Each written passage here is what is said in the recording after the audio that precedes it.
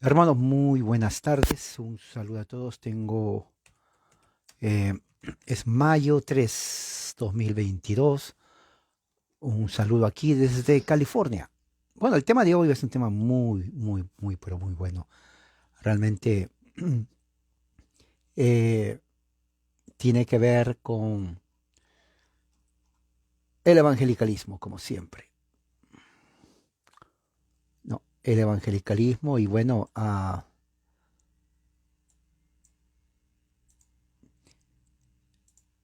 el que es evangélico tiene que saber su historia, básicamente. ¿De dónde viene? ¿Se acuerda que le digo, si yo le digo a usted, hola, ¿cómo estás? Muy bien. ¿Dónde eres? Ah, no me importa dónde soy. No me importa. O sea, cuando naciste, tampoco me importa. ¿Quiénes son tus padres? Tampoco me importa. O sea, no te importa de dónde eres, no te importa quiénes son tus padres. Oh, tu acta de nacimiento, por favor. No, no me interesa. O sea, ¿no sabes qué edad tienes? No, no me importa. Lo que me importa es que yo como, me visto y trabajo y nada más. Pues, ¿se imagina esa clase de respuesta que le dé a alguien? No sé, no he conocido a alguien que me diga eso de verdad. De repente existe. Si usted conoce, hágamelo saber. Dígame, hermano César, aquí conozco una persona que no le importa de dónde nació, del lenguaje, nada. Porque hay un problema mental con esa persona. Problema de identidad.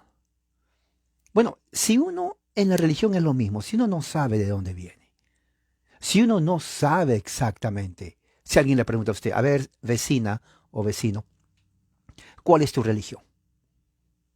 Y luego que me digas cuál es tu religión, dime de dónde viene, por qué te mentiste esa religión, cuál es el origen, quién lo fundó, quién fue la persona que ideó y dijo, oh, voy a fundar esta religión, en qué año lo hizo y dónde lo hizo. ¿Se acuerdan las tres preguntas básicas que toda persona que se mete al evangelicalismo, pentecostalismo y cualquier otra secta debe preguntarse?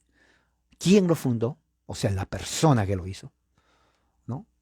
¿Cuándo lo fundó? O sea, ¿en qué año? ¿Fue ayer y a partir de ayer ya empieza su secta? ¿Y dónde lo hizo? ¿En qué parte lo hizo? Son tres puntos principales que usted tiene que conocer. Es más, yo le voy a decir algo, no entra en ninguna religión que usted no sabe quién lo fundó, cuándo lo fundó y en dónde lo fundó. Y aún, aunque sepa esas tres, tiene que ver la legitimidad de esa secta. Oiga, si fue fundada hace 10 años, 10 años, o 100 años, oiga, la humanidad tiene más de 6.000 años de antigüedad y recién hace 100 años esta secta se le ocurre aparecer en el camino. Y muchos entran a esa secta, ¿no? Muchos entran ahí. Bueno, ya es tiempo de que pensemos, de que no nos dejemos llevar por cuentos, que eh, es tiempo que sepamos dónde estamos localizados, dónde estamos parados, ¿me entiende? Es como en la política, ¿no? Los políticos mienten, no hay ningún político que sea honesto, es la verdad. Pero no solamente es que mienten, sino son mediocres, o sea, son incapaces de gobernar. Y la gente los elige, la gente los elige. Bueno, la religión es un poco más complejo que la política, así yo lo veo. Aquí puse un comentario en Facebook que a muchos evangélicos no les gusta. Pero eso que no les guste a mí no me afecta en nada. Problema de ellos. Pero es la verdad, evangélicos en su gran mayoría pues son ignorantes de historia eclesiástica. Y es la verdad. No saben. Y nada de la patrística, peor todavía, peor. No les importa, no les interesa absolutamente para nada. O sea, cultura no les interesa. No son amantes de la cultura en su gran mayoría. Y uno tiene que ser culto, tiene que culturizarse. Al ser una religión emocionalista, o sea, la emoción sí, ¿no? La emoción, qué bonito, la euforia, como cuando uno mete un gol. El equipo de uno mete un gol y va al estadio y grita. Usted no tiene que ir a la universidad para graduarse de gritón. O sea, no le van a dar un diploma, no, una maestría, el mejor gritón de la clase y luego va a gritar al estadio. Para nada. Usted grita. Simplemente grita. Los niños nacemos gritando. Así que no hay nada mérito en gritar, pero gritan cuando meten gol. Bueno, algo así está dentro de las sectas evangélicas. Gritan, ¿ok? No dan importancia a la doctrina histórica ortodoxa. Para nada, para nada. Es una reverenda pérdida de tiempo. No hacen bien a la cultura al nivel de la civilización humana, honestamente. Si fue fundado hace poco de menos de 200 años, yo no sé cuál es el aporte benéfico a la civilización humana. Si usted sabe, dígamelo y podemos analizarlo si en verdad es eso. Pero dividir denominaciones de un país anglo que vienen a México, Centro y Sudamérica, que no hablamos absolutamente nada, ni nuestra historia está con ellos, y nos metemos a sectas que ni conocemos, eso es un gran retraso cultural, eso sí les digo, retraso cultural, ¿ok? Los amantes de la cultura, del saber, del conocimiento de la teología ortodoxa, no nos dejamos llevar por eso. ¿Qué más? Puse, no es raro que cuando estudian la historia se quedan sorprendidos. Claro, porque al no estudiar historia y al no conocer lo que sucede alrededor, se quedan pasmados. Se quedan como aquel niño que nunca vio un juguete y de pronto le envían, le enseñan un carrito. El niño abre sus ojazos y se queda con la boca abierta y se queda sorprendido. Es una experiencia inexplicable en su vida. Así es cuando estudian la historia. Así que, honestamente, cuando me escriben a mí, en mi interno mis hermanos, ¿qué denominación me aconseja, me recomienda? Le digo, número uno, yo no recomiendo ni aconsejo que se unan a ninguna denominación. Así les digo, directo. No. Oiga, honestamente, a ver, usted, que es una persona racional, usted en sus cinco sentidos, en sus cabales, recomendaría a un amigo que usted aprecia a cualquier secta. Oiga, el tiempo es limitado. El tiempo es limitado. O sea, yo estoy ocupado. Usted está ocupada. Usted trabaja, usted tiene muchas cosas que hacer. Y encima vamos a perder el tiempo en grupos donde a uno lo embrutecen y que su fundamento es la mediocridad. No puede ser eso. No, en serio. Yo creo que eso contribuye a que Latinoamérica sea como es. En verdad. Vamos a estudiar hoy la vida de un personaje que definió lo que es el evangelicalismo. Se llama Charles Finney. ¿Ok? Que enseñó quién es él y cómo él es el padre del evangelicalismo. Ya estudiamos acerca de Jonathan Edwards, de Charles Wesley, uh, George Whitefield y la familia Tennant en los Estados Unidos, que en el siglo XVIII empiezan el primer gran avivamiento. Y ahí viene toda esta ensalada de sectas sabidas y por haber que se han metido en todo México, en todo Centroamérica y en todo Sudamérica. ¿No? ¿Ha visto, no? Dejan el catolicismo, porque según ellos el Papa, la hostia y todo un montón de cosas. Y se meten a estas sectas que ni conocen ni les interesa el origen. Se meten nomás. Mormones, testigos de Jehová, adventistas, bautistas, de aquí que vienen evangélicos. Ahora, la gente se enoja porque dice, oiga, ¿por qué usted dice eso? Porque es la verdad. Una persona que conoce, por ejemplo, le voy a poner un ejemplo bien básico, bien elemental. Usted conoce dónde vive, ¿no? Su dirección. Si yo le pregunto, ¿cuál es su domicilio, por favor? Número de la calle, nombre de la calle. Dígame qué calle cruza. La calle principal está en la esquina, está en el medio de la calle, por donde me lleva mejor. Usted me va a decir, mire, tome este de aquí, se va a la mano izquierda, siga caminando, luego a la derecha, siga caminando, y puedo seguir caminando, pero usted me va a llevar a su casa porque usted conoce. ¿Ok? Usted conoce dónde está ubicado, dónde está la dirección de su casa. Bueno, eso significa que existe un conocimiento básico. de las cosas. Bueno, es lo mismo en la religión. Es lo mismo en la religión. ¿Cómo uno puede, honestamente,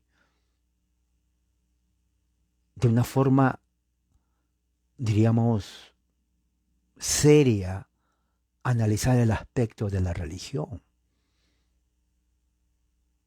¿En qué momento las personas se meten a sectas que no les ayudan absolutamente para nada? Por eso yo no recomiendo ninguna religión. Cuando me dicen, hermano, yo vivo en tal lugar, hay esta iglesia, ¿me recomienda ahí? Yo le digo, no vayas a esa iglesia. Oh, ¿usted la conoce? No, pero es una secta.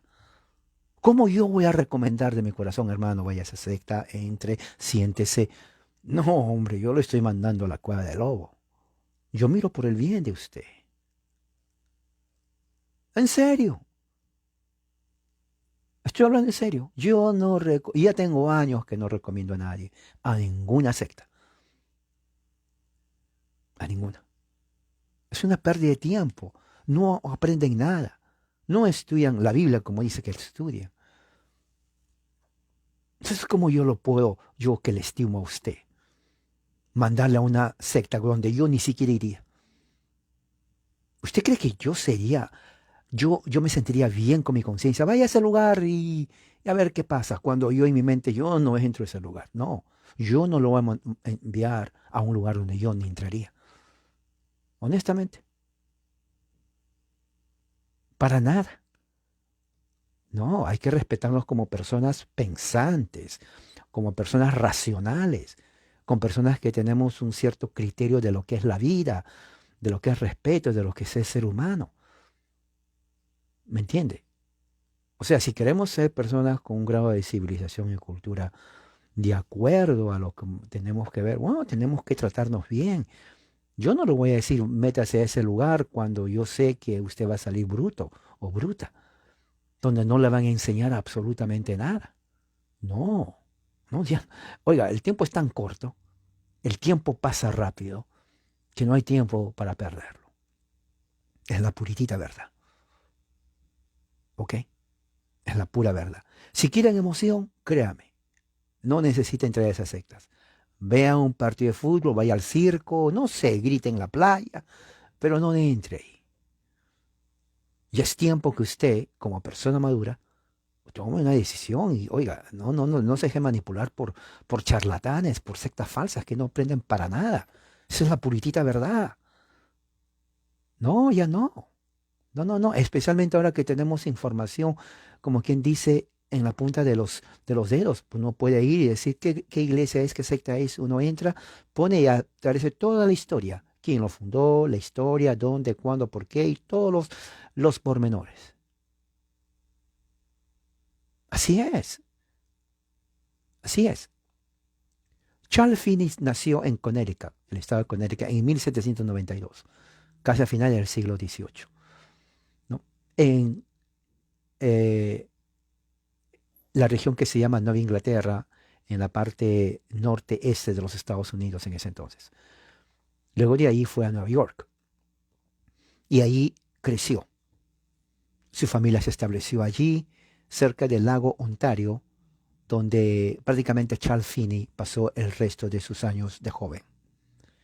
Él decidió a temprana edad ser abogado, estudió ley, comenzó a estudiar, ¿no? Trabajó en cierta firma legal en Nueva York. Era también amante de la música. Es más, su familia era presbiterianos, asistían a la iglesia presbiteriana de Nueva York y él participaba tocando el violonchelo allí, ¿no? En la iglesia presbiteriana. Pero sin embargo, a medida que crecía, como pasaba en ese tiempo, a la mayoría le pasaba, no a todos, pero a la mayoría, era que cuando llegaban a la edad de los, ¿qué? 17 años, 18 años, comenzaban a pensar acerca de tu fe. Estamos hablando del siglo, a principios del siglo XIX. México, Centro y Sudamérica estaba todavía bajo el catolicismo. Recuerden, nuestra herencia es católico, ¿ok? Que uno tal vez ya no crea es diferente, pero nuestra herencia es católica. Yo crecí en un hogar católico romano y doy gracias a Dios porque mi madre, mi abuela me enseñaron a respetar a Dios.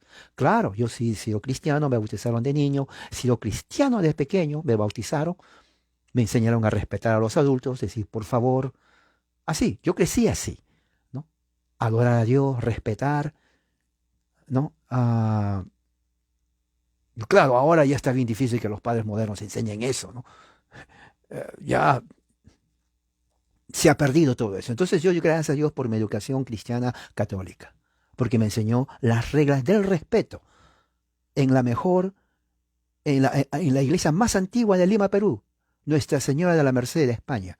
Vinieron en el año 1500 y algo. Hasta ahorita está ahí. Entonces esa educación católica antigua es la que a mí me dio mi crianza cristiana, es la verdad, sólida, respetuosa, amante de lo bueno, ¿no? Respetar a los padres, a los mayores, como tiene que ser, no interrumpir cuando alguien habla, ¿no? En la mesa siempre esperar, no ser un bravucón, no ser un socarrón, al contrario, ser una persona educada, gentil con las personas, ¿no? Eso se aprende en la religión, así es, ¿ok? Eh, bueno,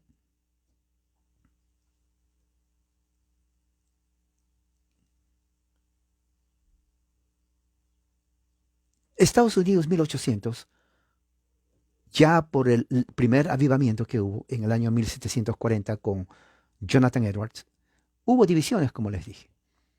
Las iglesias se dividen, presbiterianismo se divide, bautistas se dividen, metodistas se dividen, muchas congregaciones, hasta los bautistas se dividen. No había evangelicalismo como se conoce ahora, ni pentecostalismo, pero ya había división. ¿Se dan cuenta? Yo quiero que vayan ustedes teniendo la perspectiva de dónde salen toda esta cantidad de sectas que vienen a México, Centro y Sudamérica.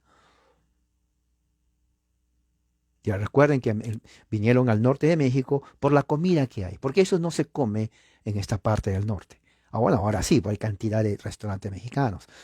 Pero la comida mexicana siempre ha llamado la atención a los misioneros sectarios de los Testigos de Jehová, mormones. Y venían aquí al norte ahí, hacían todo comiendo comida mexicana. Entonces, de esa forma hacían misiones. ¿Ok? Ah,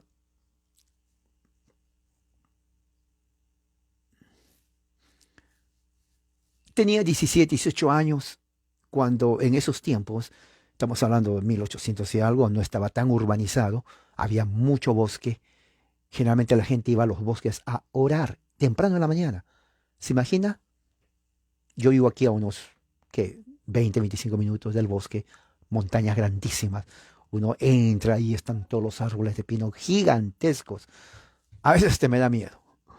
Eh, bueno, la gente entraba ahí en ese tiempo a los bosques a solas y a orar. Y él entraba a orar, decía, ¿no? Quiero saber la verdad, al igual que José Smith, el fundador del mormonismo. Así era la vida, rural, simple, ¿no? Y bueno, él tuvo su conversión. Estaba viendo la historia de esta persona, tuvo su conversión en 1821 en el bosque.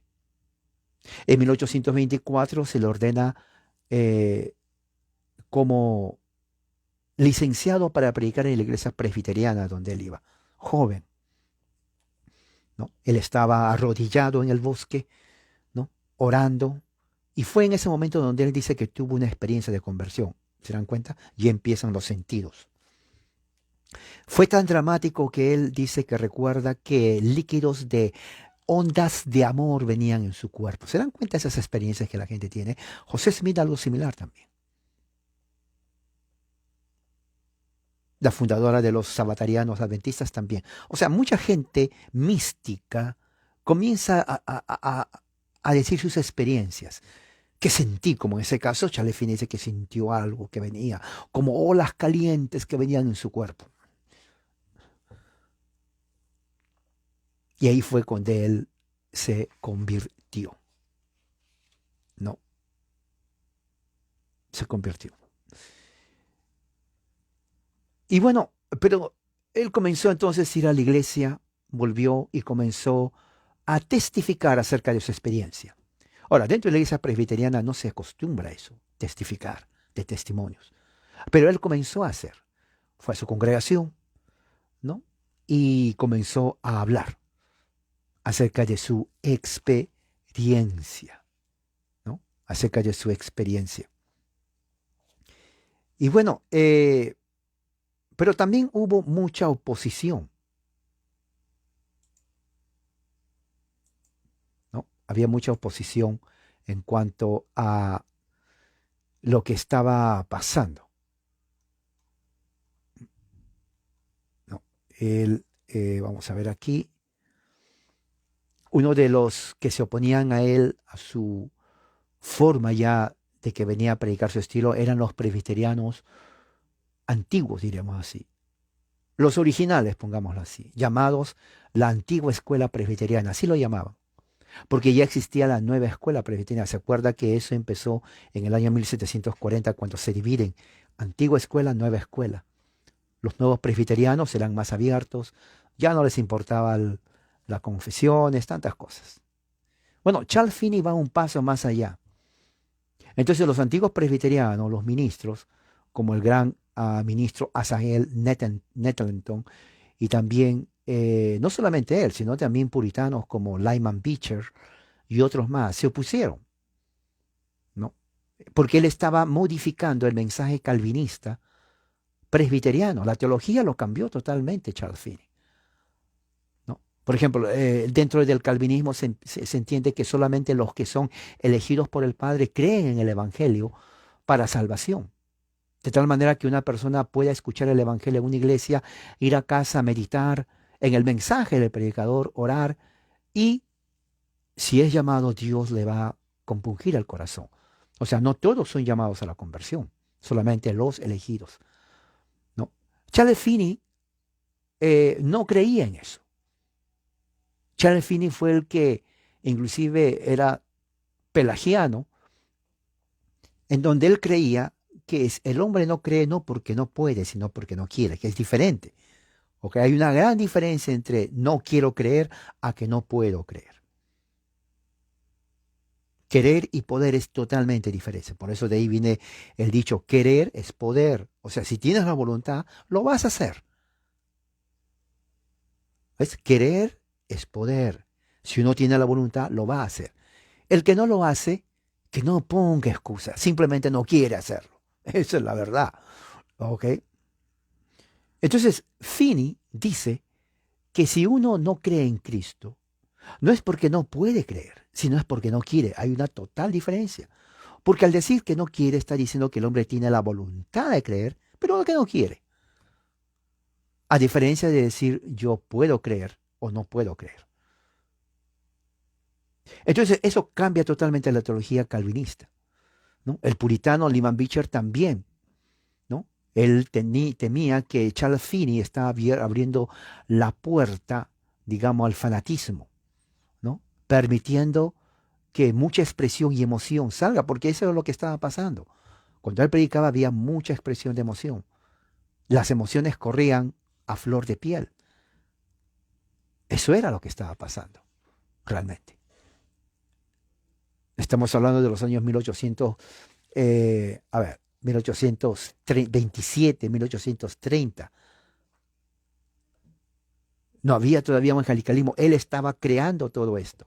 Nuestros antepasados que estaban en México, Centro y Sudamérica, ¿no? Todavía bajo la corona española, católicos romanos, ¿no? Diferente religión, diferente énfasis de cristianismo. En los Estados Unidos no era así. En Estados Unidos no había una autoridad que uno se someta. Por eso que la gente se dividía. Se cambiaban de sectas a una a otra, ¿no? ¿Se acuerda cuando le contaba que cuando José Smith, más o menos en contemporáneo aquí de Charles Finney, eran casi vecinos? José Smith también iba a iglesia presbiteriana. Y cuando salía veía la iglesia bautista, la iglesia metodista, las congregacionales puritanos y la presbiteriana. Eran los cuatro principales. Y cada uno diciendo, aquí está la verdad. Casi, imagínate que usted salga de su casa y encuentra una iglesia pente, una iglesia evangélica, bautista, presbiteriana evangélica. Bueno, el catolicismo romano es parte de uno, del continente, es parte del continente, no se le puede sacar, es parte. ¿Qué, qué vamos a hacer? Es parte. Católico romano, América Latina, punto. Que crean o no, sigan o no, es problema de ellos, pero es nuestra cultura. Eso nunca se olvide. Así es, así será y así fue. ¿Ok? En Estados Unidos las colonias era totalmente diferente. No había eso. Lo que había era el espíritu libre de crear diferentes sectas. ¿Ok? Entonces, la línea antigua de presbiterianos, bautistas, congregacionales criticaron mucho a Charles Finney. ¿Ok? Lo criticaron demasiado. ¿Ok?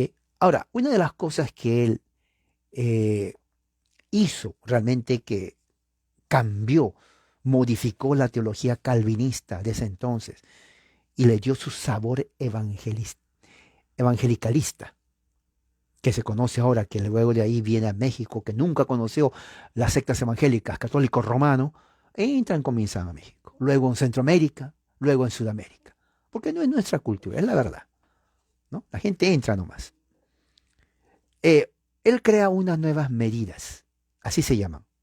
¿Qué cosas son estas nuevas medidas? Estas nuevas medidas Charles Finney lo inventa para justamente organizar y controlar sus reuniones al aire libre. Recuerden, eran bosques. ¿Ok? Bosque. Usted conoce el bosque, ¿no? Árboles grandísimos de pino, miles y miles de hectáreas, animales, osos, venados. Es bonito, ¿no? Los pajaritos que cantan, el riachuelo. O sea, hermoso la vida del campo, del bosque, ¿no? Bueno, así ellos se reunían. Entonces, Charles Finney, que medía casi como 2 metros y medio, era grandísimo, era gigante, ¿ok? Y tenía una personalidad imponente, enigmática, sus ojos penetraban. La gente le respetaba, hasta le tenía miedo. Entonces él dice, bueno, necesitamos conducir, controlar las reuniones. Y una de las cosas que él hace fue realmente progresista, algo que no se hacía en los presbiterianos. Era permitir que las mujeres oren o guíen reuniones de oración. Ahora, si bien es cierto hoy dentro del evangelicalismo, y muchos dicen, ¿cuál es el problema que la mujer ore? No, no hay problema que la mujer ore. Deben de orar las mujeres. Pero ese no es el punto en realidad. El punto era que en la liturgia, tanto puritana como bautista, inclusive presbiteriana, la mujer no oraba. El que oraba era el hombre. Pero sin embargo, Charles Finney dice, no, tanta tontera, que la mujer ore. Entonces la mujer oraba en reuniones mixtas. ¿A qué se refiere, hermano, reuniones mixtas? Que había hombres y mujeres, pero siempre ha sido así. Sí, sí, pero había una diferencia. Antes las mujeres se sentaban en un lado y los hombres en otro lado. Hasta ahora hay sectas que hacen eso. Cuando dice mixta es que ya con Finney se sentaban hombres, mujeres, hombres en un mismo lado. O sea, ya no había esa división de que, bueno, tú eres mujer, siéntate en ese lado, yo soy hombre, me siento aquí. Los puritanos hacían eso, los presbiterianos también. Pero con Charles Finney cambió todo eso. Y muchos se quedaron ofendidos. ¿Ok? Ah, también otra cosa muy importante que él usaba en sus reuniones era la silla del hombre ansioso. ¿Cómo es eso de la silla del hombre ansioso? La silla del hombre ansioso era algo que él lo tomó de los metodistas. Cuando él predicaba había una silla, bueno, era grandísima, en donde los hombres que eran compungidos, dice, por el Espíritu Santo, pasaban al frente y se ponían a llorar. La mayoría eran mujeres, lloraban, lloraban y lloraban, lloraban, se congestionaba la nariz, salía moco, tenían que limpiarse, o sea, era un lloriqueo. Y no lloraban tres. Si la congregación era de 10.000, imagínense cuántos salían a orar.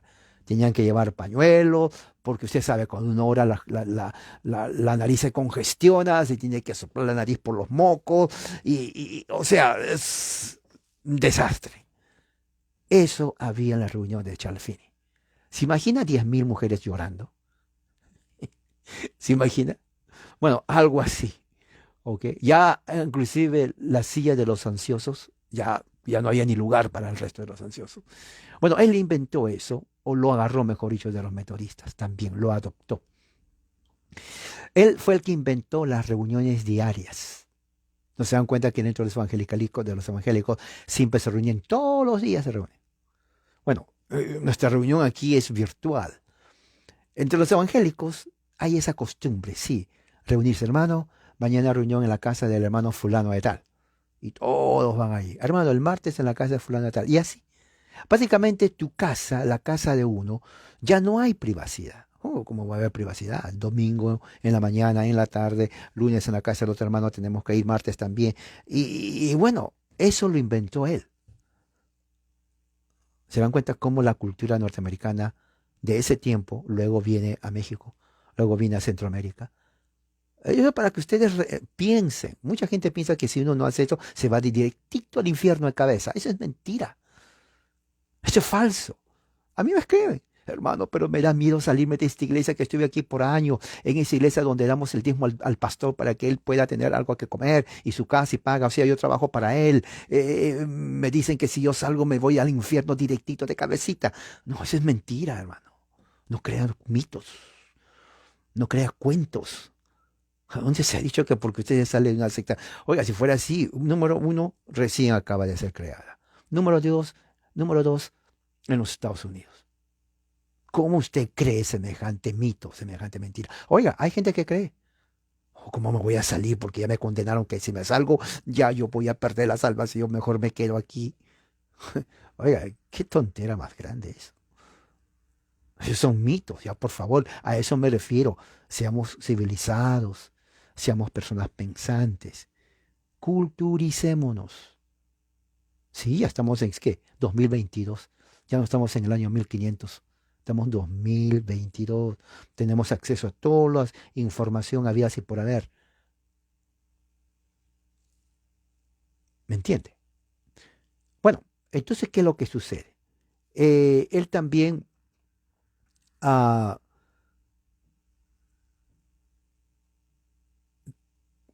comienza a tener esas reuniones y todas estas se llaman las nuevas medidas, ¿no?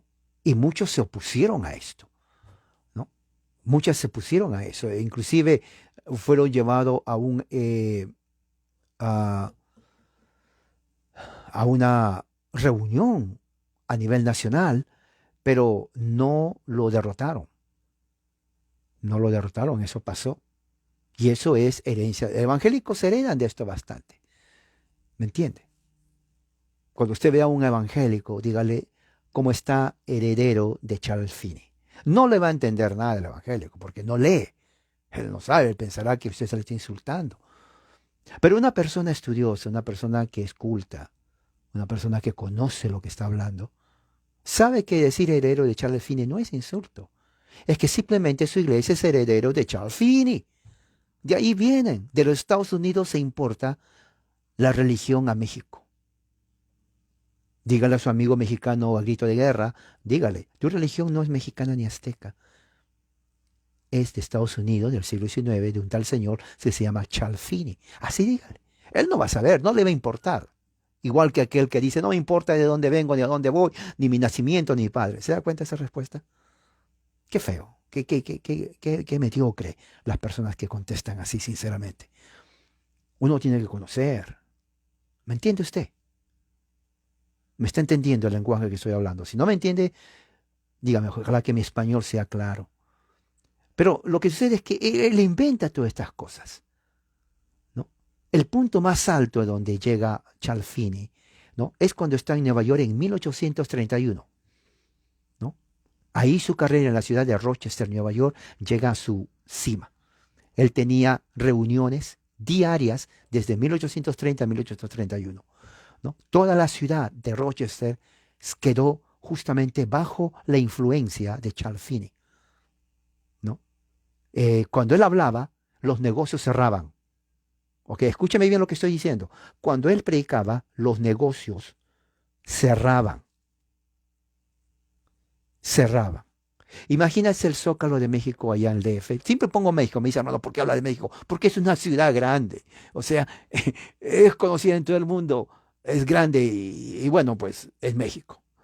¿Ok? Se imagina que yo voy a hablar a México y cierren todos los negocios alrededor. Se imagina, yo sé que eso no va a pasar, pero se imagina que cierren todo. ¿Pero por qué cierra? ¿O porque está hablando ahí el hermano César? ¿Pero van a cerrar? Sí, tenemos que cerrar. Y cierran todo, todos los negocios. Porque yo estoy hablando. Bueno, así sucedió con Charles Finney cuando fue a Rochester. Cerraron todos los negocios. ¿Ok? Y eh, toda uh, esa ciudad eh, quedó bajo la influencia de Charles Finney.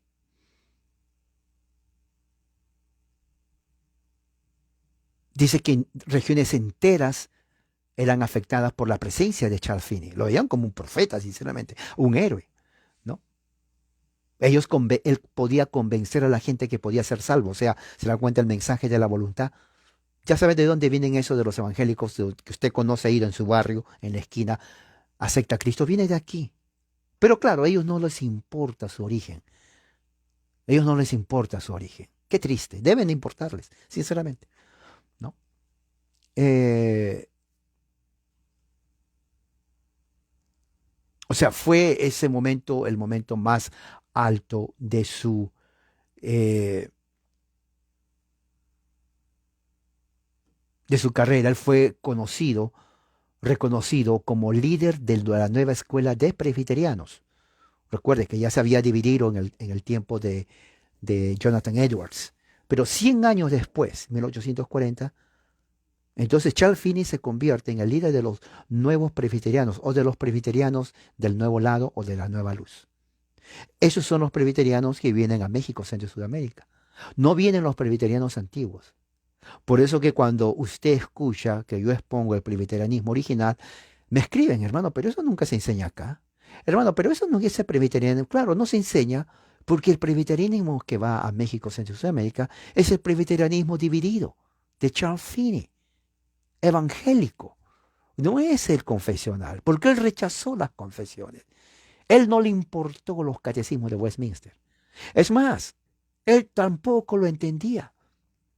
Entonces, el presbiterianismo norteamericano no es el presbiterianismo escocés. Vuelvo a repetir, el presbiterianismo que va a México, que va a Centroamérica, que va a Sudamérica, oiga, tendrán de nombre, pero nada más.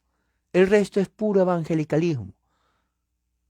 ¿Me entiende el lenguaje que estoy hablando? Quiero ser lo más claro posible. Ese evangelicalismo, ese presbiterianismo es norteamericano. Norteamericano. Porque muchos dicen, porque yo conozco una iglesia presbiteriana aquí y también saltan o cantan la canción de no sé de quién. Bueno, eso ya es totalmente modificado. Pero el origen viene justamente de aquí. ¿Ok?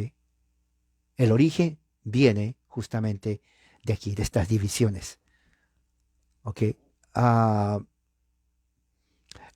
la nueva ola de presbiterianismo prácticamente abandonaron muchas de sus raíces calvinistas, ¿no? Las iglesias se comenzaron a ser iglesias libres, independientes, ¿no? Que rechazaron todo lo que tenía que ver con el puritanismo y el presbiterianismo antiguo. Para 1850 ya la religión norteamericana surge. La religión norteamericana es evangelicalismo. El evangelicalismo es la religión estadounidense, mejor dicho, porque Canadá no entra ahí. Eso viene de las colonias americanas. O sea, todo evangélico es miembro de la iglesia o de sectas norteamericanas estadounidenses, porque eso es la palabra. Son congregaciones estadounidenses que surgen ahí. Eso. Entonces, todo aquel que entra ahí es parte de eso, ¿no?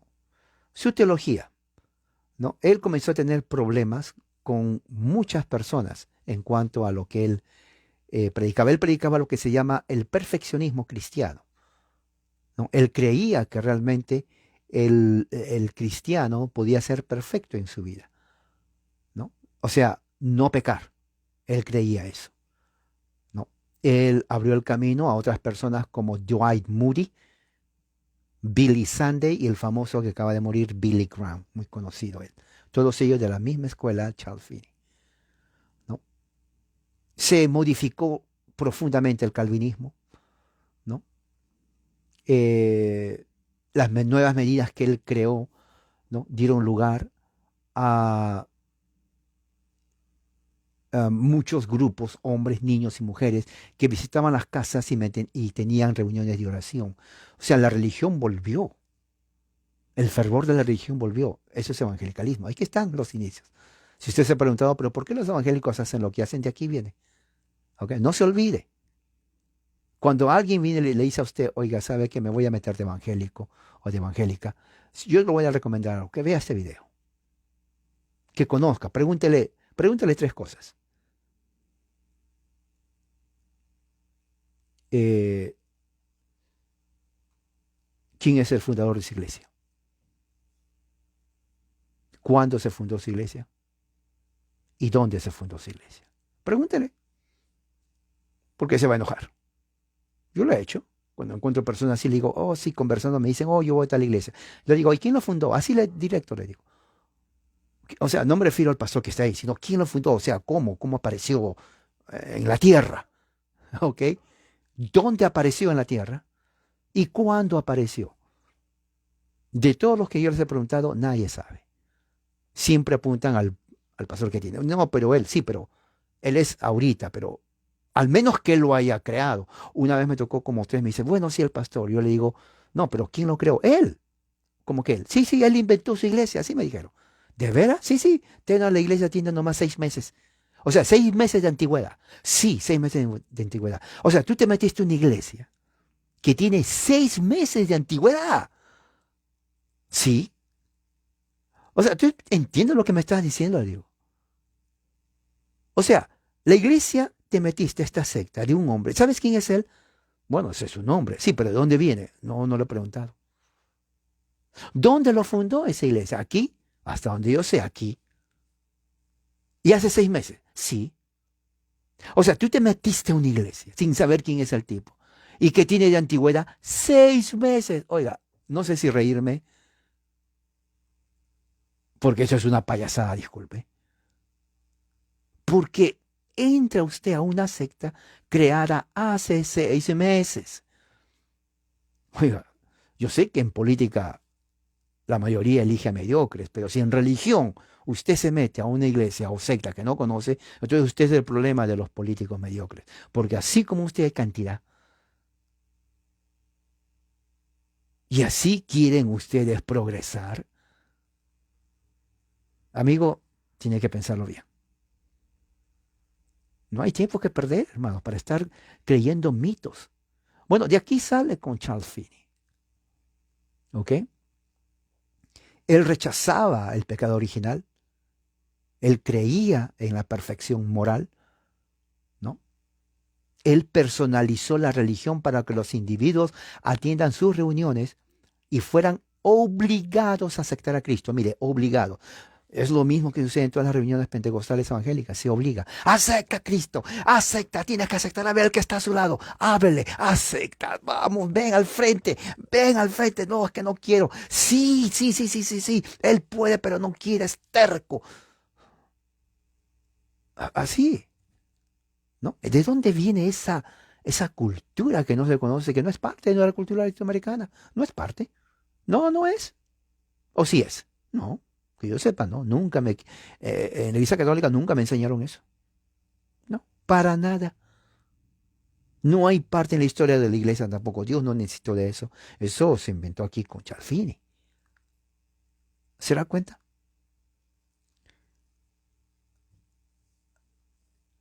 ¿Qué más? Algo muy importante que quiero que sepan ustedes. Eh, está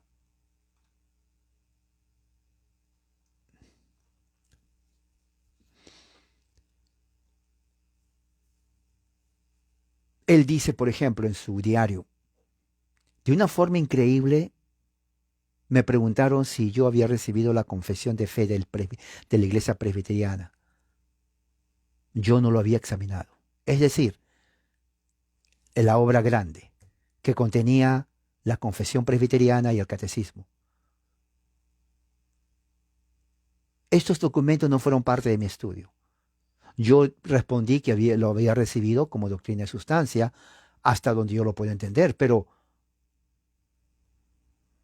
yo creo que no pretendía conocer mucho acerca de eso. O sea, se dan cuenta, a él no le importó conocer la doctrina presbiteriana. Él dice más adelante, yo no estaba consciente de las reglas de la confesión de fe, por lo tanto nunca los leí. Él dice en sus memorias, ¿no?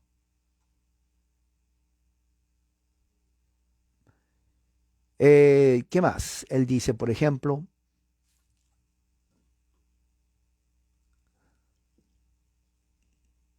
él rechazó totalmente la soberanía de Dios, rechazó la predestinación, rechazó las confesiones de Westminster y adoptó la voluntad o el libre albedrío como la base fundamental de la conversión del cristiano. O sea que el hombre no es que no puede, es que no quiere.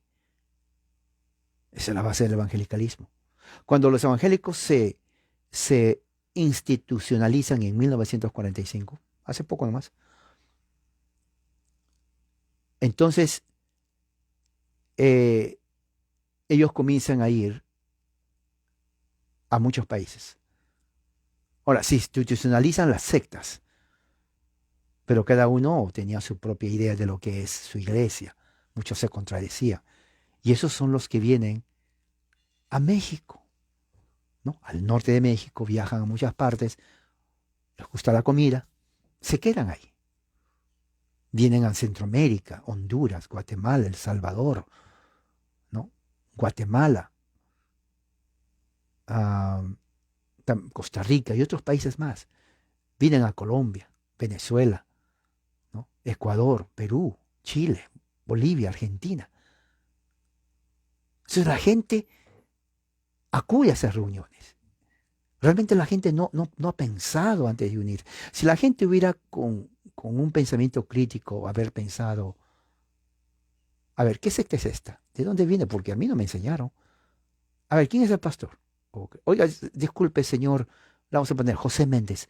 Oiga, José Méndez, usted, yo conozco a su esposa, usted era carpintero. ¿De dónde acá se metió esta cosa, esta secta? No, honestamente, ¿qué le hizo cambiar yo? Porque yo quiero saber qué le hizo cambiar. ¿Quién le habló? Porque eso nunca se supo. Por más de 500 años nunca se supo. ¿Cómo se metió el señor José Méndez a esta secta? Preguntarle. O por fulano de tal. ¿Quién es ese fulano de tal? Y preguntarle quién le habló a esa persona. Una de las cosas que yo le preguntaba a los mormones cuando venían a mi casa allá en Lima, le decía, ¿por qué vienen de Estados Unidos acá? Le digo, cuando ustedes recién tienen menos de 200 años. ¿Por qué vienen aquí? Aquí nosotros nacimos en un hogar católico, y no yo, sino toda la mayoría. O sea, se nos habla de Cristo, de la Biblia, la Trinidad. No somos paganos, que algunos vayan a la iglesia, no los entiende diferente, pero no somos paganos. ¿Por qué vienen aquí? Nos están cambiando a su religión norteamericana. No hablamos inglés. Es diferente, esa religión es de ustedes allá. Pero ¿por qué lo están transportando aquí? En realidad no hay necesidad. No lo hay. De veras, no la hay. Igual a los testigos.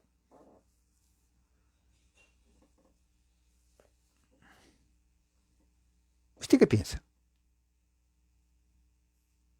Honestamente, ¿usted qué piensa? Yo siempre he sido cristiano. De veras. No, nunca he negado a Cristo. Nunca me enseñaron contrario a la enseñanza de Cristo, para nada.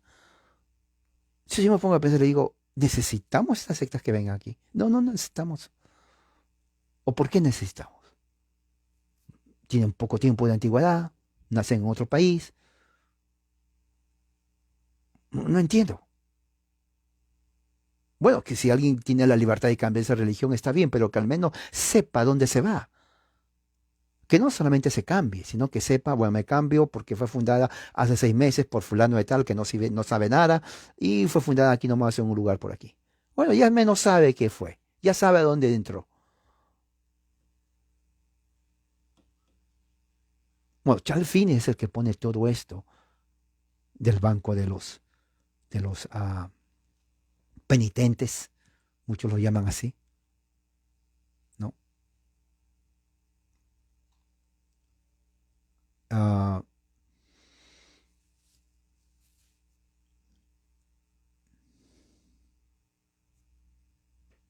él criticó mucho al calvinismo y a la predestinación y vio no útil las confesiones presbiterianas de Westminster. Él comienza a atacar muchas de las doctrinas básicas. Él lo llamaba hipercalvinismo, cuando en realidad no era hipercalvinismo, es simplemente que él no le gustaba ya rechazó todo la doctrina reformada, presbiteriana.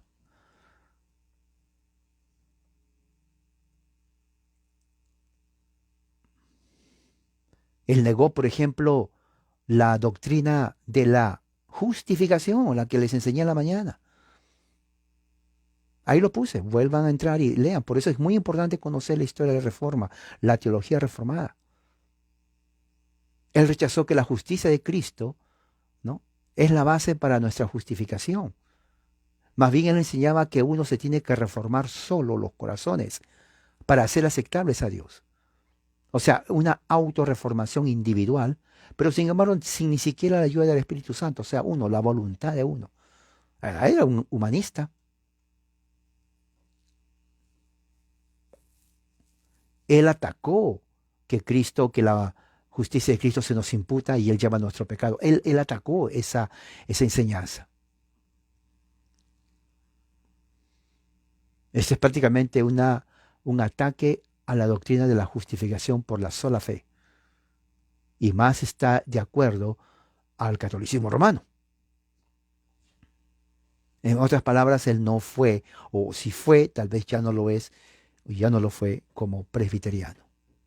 Él no es ni reformado ni presbiteriano.